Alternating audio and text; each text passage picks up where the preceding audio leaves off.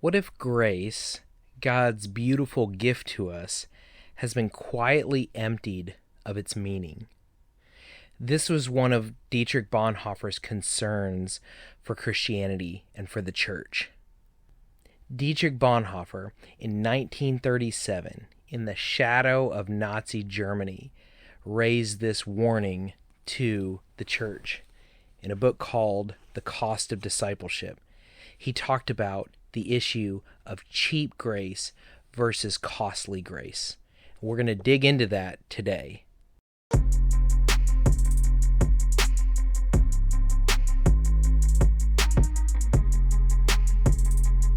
Dietrich Bonhoeffer was a German pastor who was born in the early 1900s and lived through the rise of the Third Reich.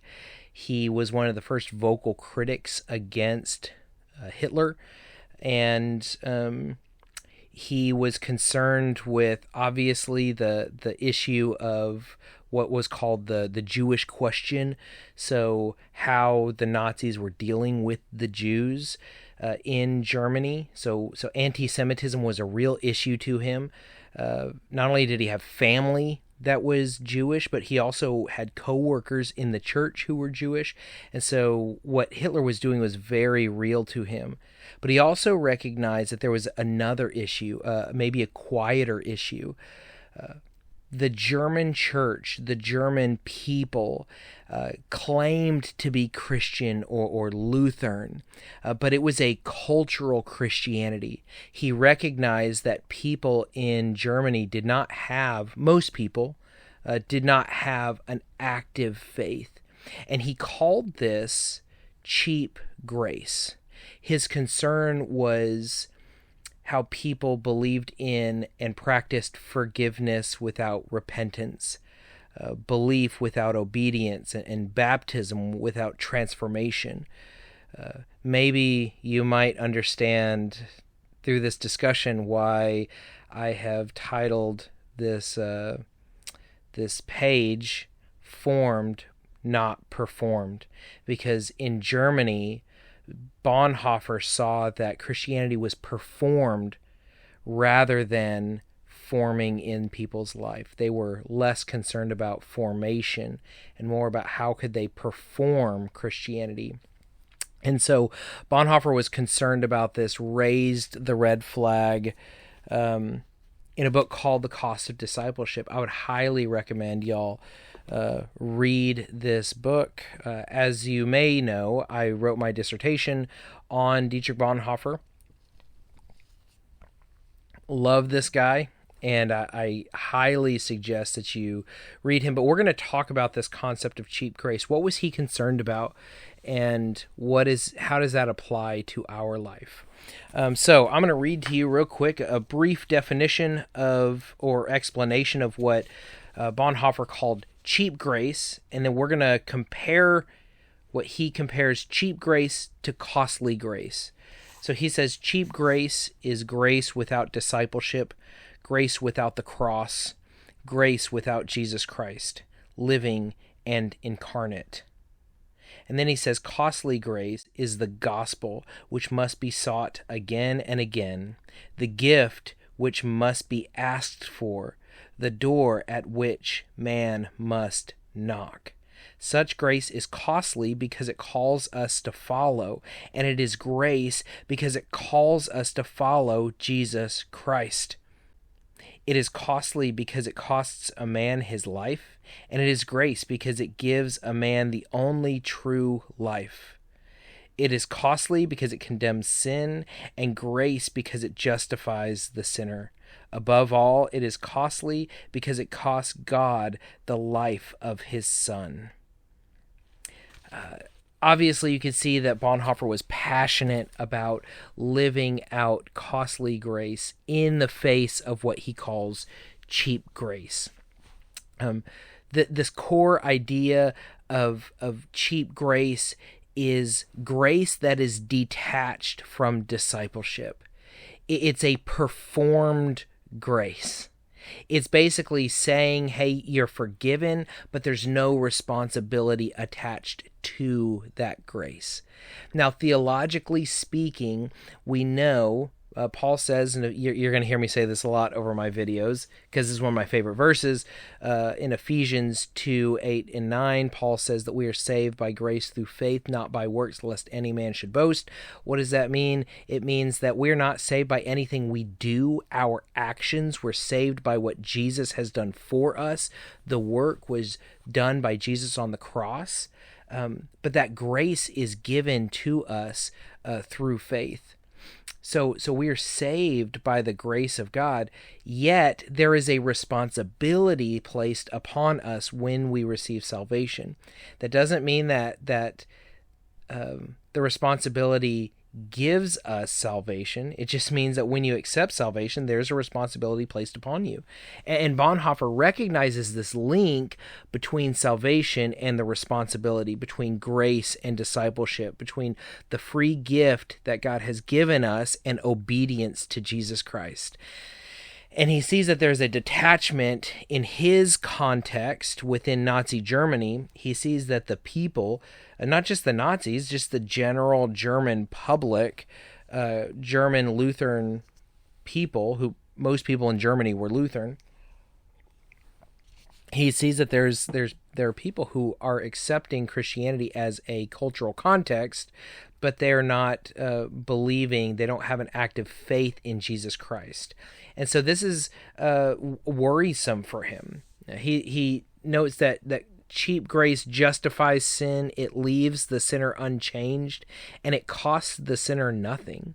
Versus this costly grace, which is a call to follow Jesus Christ. It demands obedience, and it costs us our life. Jesus says, take up your cross and follow me. We have to understand that there is a sacrifice associated with the Christian faith. And yet Paul would say that it's a living sacrifice. I don't want to get too far off into that theological area. But hey, if this is an area you want us to talk about, jump down into the comments and ask to talk about that, and we'll dig into that in another video. So Bonhoeffer saw that the German church was compromised. In fact, what happened was the Nazis took over the German church. They called it the Reich Church, or the Reich Church. I can't say that. The Reich Church, or the Reich Kirche. And they installed Reich Bishop Mueller. Through that process, they actually changed the Christian theology to the point of it wasn't even recognizable as Christianity anymore. So people who say that Hitler used the church or that Hitler was a Christian, these are lies. Most of the time it's because people just don't understand. They don't realize what actually happened in Nazi Germany, specifically in regards to the church. There's a number of really good books about this. I wonder if I might need to cut this out. We'll see. This book. This book right here, The Twisted Cross, that talks about what the Nazis did in Germany in the church and how they redefined theology. So what they did was they called Jesus the greatest Aryan. That they said he wasn't a Jew. They threw out the entire Old Testament because to them the Old Testament was Jewish text, but because the New Testament was written in Greek, then it was good. The logic doesn't make sense, but it didn't need to make sense because they were co-opting the faith. So we just have to understand that the church ceased to be the church. It just was not the church anymore. They had to essentially preach secular humanism. Dietrich Bonhoeffer even got in trouble for writing a book on the Psalms because the Psalms were considered a Jewish text, and you can't write about Jewish texts in Nazi Germany. Insane. So the state had co-opted theological language to undergird their anti-Semitism. Again, it didn't theologically or just logically make sense, but it didn't need to because it served their purpose.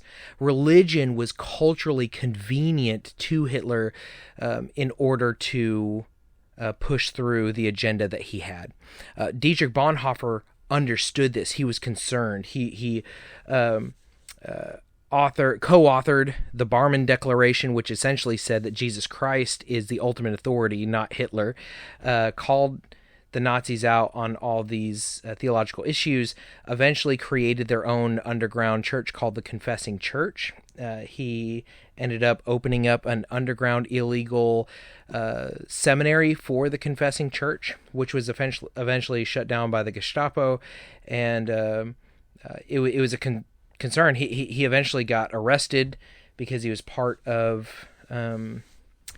because he helped get some Jews out of Germany, and he was part of the Valkyrie plot to kill Hitler, and he was hung in 1945 at Flossenburg concentration camp because of his activities against Hitler. So this, to Bonhoeffer, was not academic. It was not theoretical. This was personal. It was active. He understood that costly grace was a real lived experience. It was existential to him. If you've seen some of our previous videos on Kierkegaard, Bonhoeffer drew greatly from the well of Kierkegaard. So if you want more context on what he was thinking through, go back and watch some of those videos on Kierkegaard to kind of get a better understanding of what he was thinking through as far as faith matters. But he wasn't just pulling upon Kierkegaard. He was a theologian first and foremost. So he had a biblical core that undergirded his ideas. So he built upon, like, Mark 8:34, where Jesus says, "Take up your cross and follow me," right? Romans 6:1-2, Paul says, "Shall we continue to sin so that grace may abound?" By no means. In the Greek, that word is megeneto, which means absolutely not. Just because we've received grace doesn't mean that we should continue to sin to receive more grace. So Bonhoeffer realizes that some Christians will lean into cheap grace, saying, "Hey, I've been forgiven," while costly grace says, "I've been forgiven, so I must follow." It's not just receiving something from Jesus; it's understanding that I have a responsibility. It's obedience to him. The brother of Jesus, James, says it this way in his letter, James 2:17. He says that faith without works is dead. James is not saying that you're saved by your works, but he's saying that works are the fruit that prove that faith is real. Much like I can see an apple tree, and there's the apple on the tree, and I can recognize that the apple tree is healthy because apples are growing, but I can also see that it's an apple tree, not an orange tree, whenever there's an apple there, right? Nobody walks up to an apple tree with apples on it and says, I think this is an orange tree, right? Like, you recognize the tree by the fruit that it bears. And so James is saying that a true living faith will have fruit of faith, which is our works. So grace is transformative. Grace forms us into people that follow Jesus. It's transformational. And this holds existential weight. Bonhoeffer wasn't anti-grace, but anti-illusion, anti-masquerade. Bonhoeffer wanted our true identity to shine through. And this has existential weight because it's practical, it's lived out, it's part of our existence. He knew that cheap grace was creating belonging without surrender and belief without obedience. That cheap grace avoids suffering, cheap grace avoids surrender, whereas costly grace will cost reputation, comfort, and even your life. And Bonhoeffer literally gave up his own life because of costly grace. Now listen, that doesn't mean everybody who leans in to Jesus Christ is going to suffer and die. In fact, very few people, very few Christians, especially in modern day, will give up their lives as Christians, martyrs. But it does happen.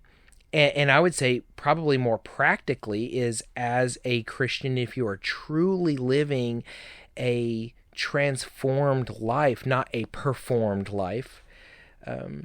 If you're not just a cultural Christian, but if you're truly following Jesus Christ, that comes at a cost. Oftentimes it's going to come at a cost socially.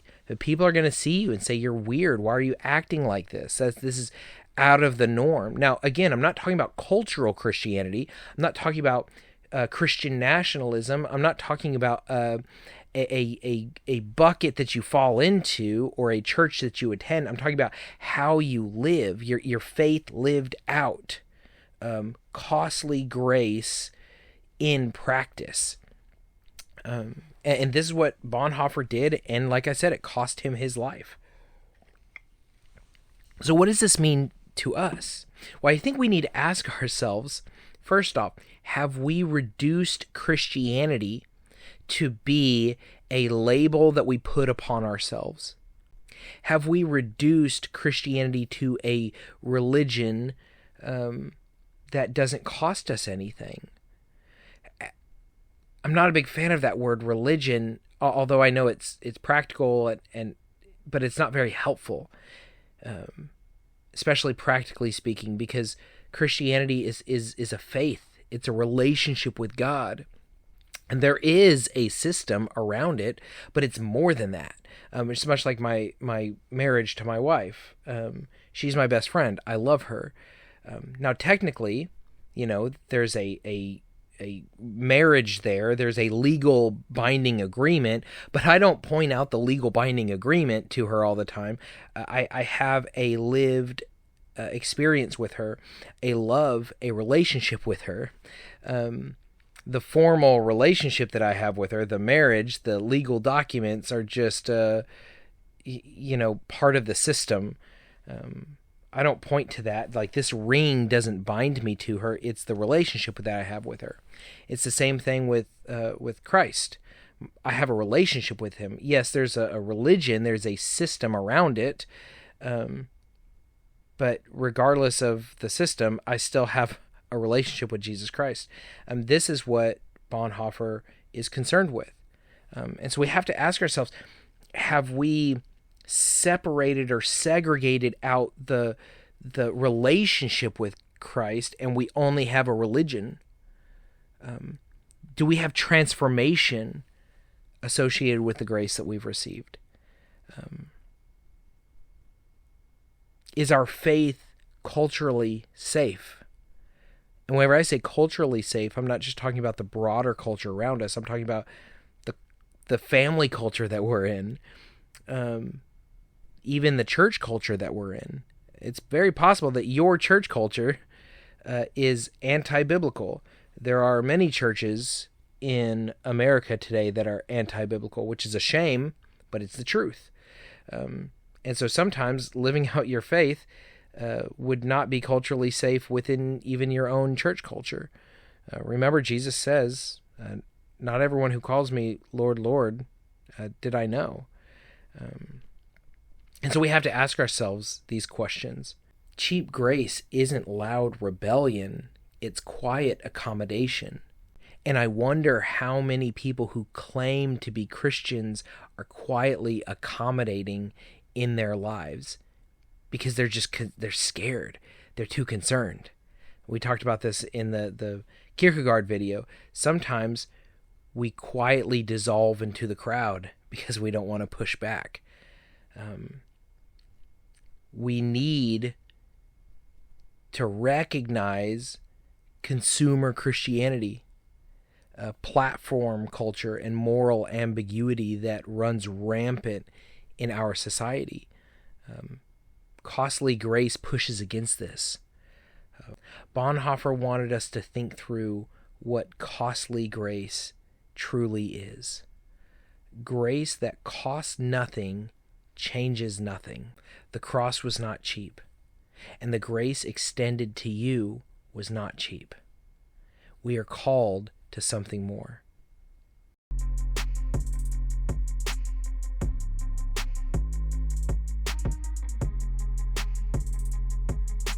Hey y'all, thanks for joining again. I love you. This has been fun. Again, if you have comments, questions, drop them in the comments section.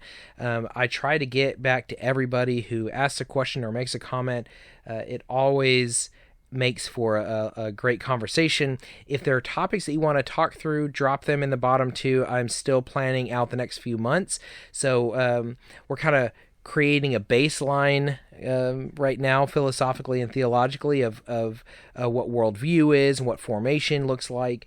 But we're going to keep digging through these concepts and applying them to real life and real active everyday living. If this video helped you rethink something, how you saw grace or Bonhoeffer or history of the church or anything like that, I would ask that you share it with a friend. Every engagement is helpful, especially at the stage that we're at right now in the channel. We are obviously very small, but we want to grow and we want to build a community where we can talk about faith matters, where we can talk about philosophy and apply them to actual life, not just navel gazing. So I love y'all. I will chat with you later, and please let me know if there's something you want to talk about. We will add it to our list of topics to cover over the next few months. Love y'all. Talk to you later. Bye.